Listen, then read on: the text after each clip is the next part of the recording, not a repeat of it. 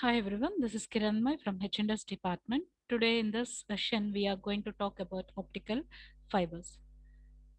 Under this session, we are going to have different types of optical fibers, which got categorized into different types dependent on the refractive index of the material or the modes of operation what we are supposed to send through the signal.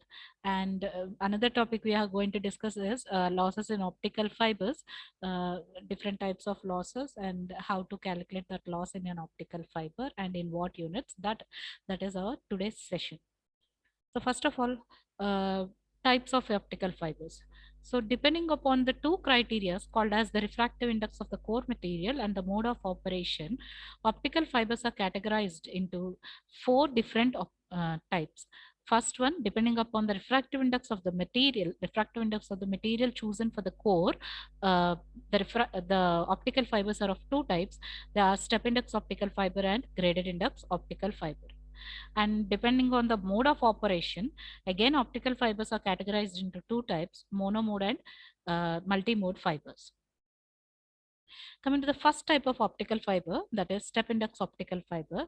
In the name itself, it is categorizing that the refractive index value will be changed in stepwise manner. Refractive index value of the core material, especially, it will be changed in stepwise manner. For that, for suppose let us consider an optical fiber cable which is having a core material of a radius A. That means if the radius of the core material, if the radius of the optical fiber is less than A, then it will be a core. If the radius is greater than A, then the optical fiber place is called as cladding. So if radius is less than A, the refractive index will be N1, that is core refractive index. If radius is greater than A, then the refractive index will be equal to N2, that is cladding material. So at the interface, the refractive index suddenly changes from N1 to N2 in stepwise manner, sudden stepwise manner. The value changes from N1 to N2, whereas for the core material, it will be constant. Throughout the core material, the refractive index will be equal to N1 only. But when it comes at the interface, suddenly the value changes to N2.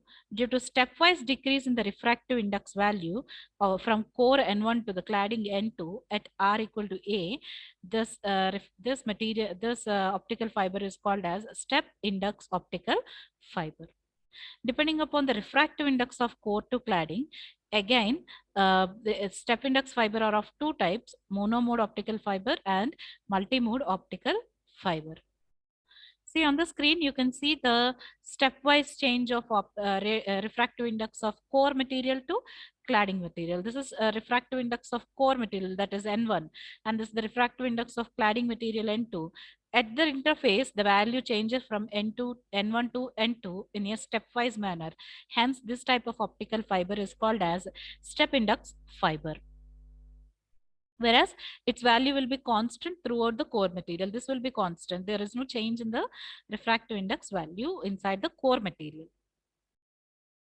Now coming to the step index multimode and monomode fibers, if the difference between the core to cladding refractive index is more, then such type of fibers are called step index multimode fibers. If the difference between the core to cladding refractive index value is small, then those fibers are called step index single mode fibers, where here the difference value is very small, whereas the difference between the refractive index to core to cladding is very high in multimode fibers. Further, the core diameter will be very small in single mode fibers, whereas the core diameter is very large in multi-mode fibers, because in multi-mode we have to carry a number of modes to it. So that's why during the construction of a optical fiber, its core diameter is taken little bit larger, whereas for the single mode fiber it will be a smaller value.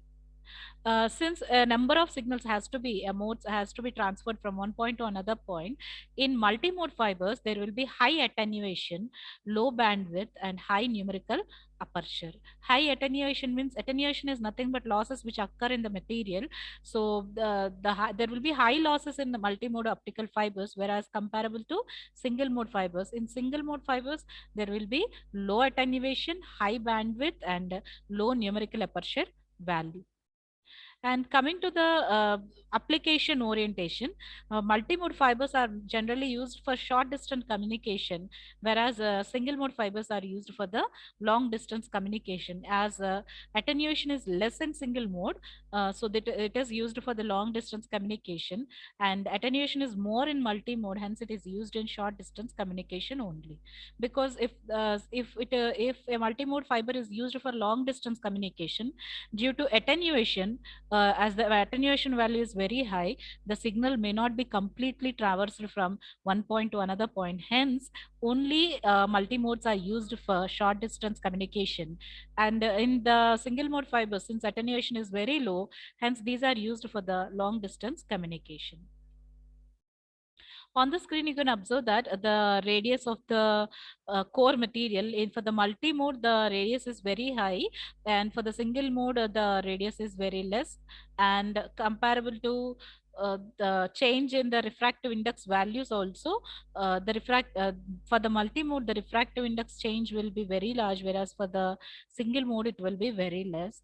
And in multi-mode, you can observe the number of modes signals are transferring from one point to another point, whereas in single mode, a single signal is getting traversed. These are the major differences between a multi-mode step index fiber and a single mode step index fiber. Coming to the transmission of signal to a step index optical fiber, as we had discussed earlier itself, the refractive index of the core material is constant. It won't be changed throughout the core material. So since the refractive index is constant, using the formula mu is equal to C by V, refractive index is constant, so velocity of all the radiations which are entering the core material will have same velocity. So all the radiations which you can observe here, like green wave, red one, blue one, all will travel with the same velocity. So if you observe that, green one will travel with a shorter path, whereas red one with little more path, whereas blue one will more comparable to the before two one. So the ray which is traversing in shorter path reaches the other end very faster, comparable to the rays which are traveling in zigzag path, because their path distance is more comparable to the first ray. Therefore, first ray will reach her faster than the second ray, than the third ray.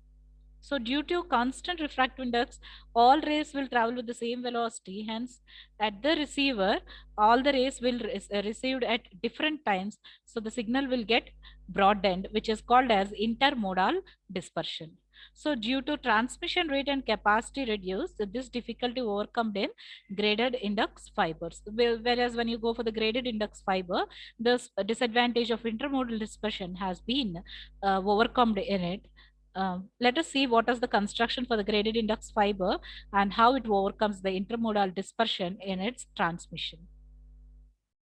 Coming to a graded index fiber, instead of having a constant refractive index, here the refractive index of the core material from the center, it starts decreasing towards the interface. From the center, this is the axis of the cable, center of the core material. From here towards the axis, the refractive index value goes on decreasing.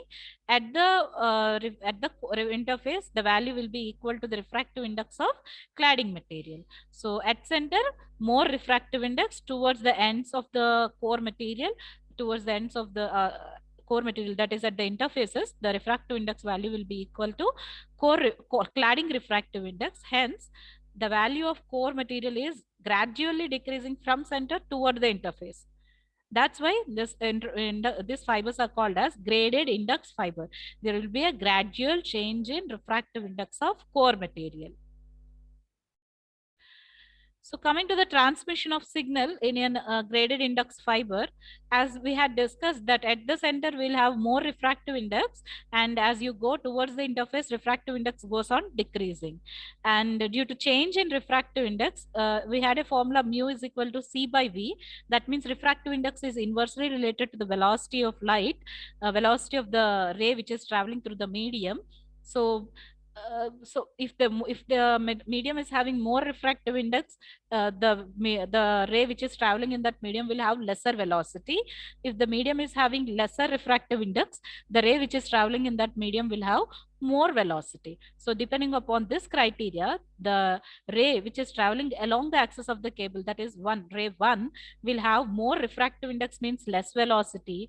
But whereas when you compare to the other two rays, ray 2 and ray 3, they were traveling in the mediums where the refractive index goes on decreasing and increasing, while the ray is traveling towards the interface and towards the axis. So there will be a variable velocity for these rays, due to which all the rays 1, 2, 3 will reach the other end at same time.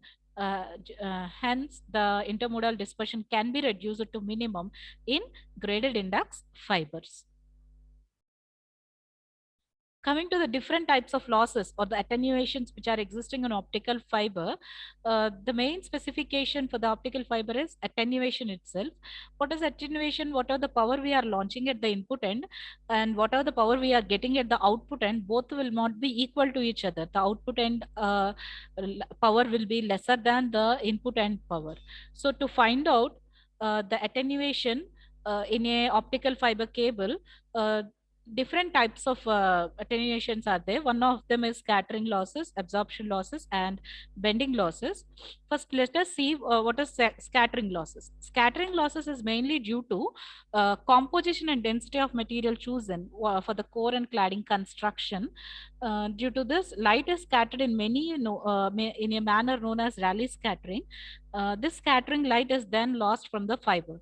The loss caused by the mechanism can be minimized by selecting proper fabrication methods. If suppose the material, if you had chosen with a composition of different densities, what happens? The scattered radiation will be in different directions. There may be a chance that the signal may get lost into cladding material. Hence, by choosing a proper material during the fabrication method, we can reduce the scattering losses. Second one, absorption losses. Absorption losses are of three types mainly: UV absorption, IR absorption, ion absorption. Absorption of UV radiations about 0.14 micrometers results in ionization. Hence, there will be a loss due to this. Hence, such losses are called UV absorption losses. Absorption of IR photons by the atoms in the glass molecules increase the random mechanical vibrations. Such losses are called IR absorption losses. And during the fabrication, there will be a presence of ions in the material due to trapping of water molecules. If those water molecules absorbs the radiations or the light signals which are passing through the material, then it is called ion resonance absorption. The last and final loss that exists in an optical fiber cable is bending losses. This is due to due to the principle of working of an optical fiber. When you keep the cable in a straight mode, there is no problem that total internal reflection conditions will be satisfied. Whereas when you bend the cable into certain arc shape, what happens? Due to that, there may be a chance that total internal reflection conditions may not be satisfied, and the rays will get escaped into cladding material. So that due to that, if the power signal is lost at the output, power of the signal is lost at the output, such losses are called as bending losses. And generally, the losses in an optical fiber are measured in the units of decibels, with a formula like loss in optical power is equal to minus 10 log P output by P input decibels, where power output by power input, and the negative symbol shows that the signal got losted. If you want to calculate the same for the kilometer, so then loss per kilometer can be given as minus 10 by L log P output by P input, where L is the length of the cable. Okay, thank you.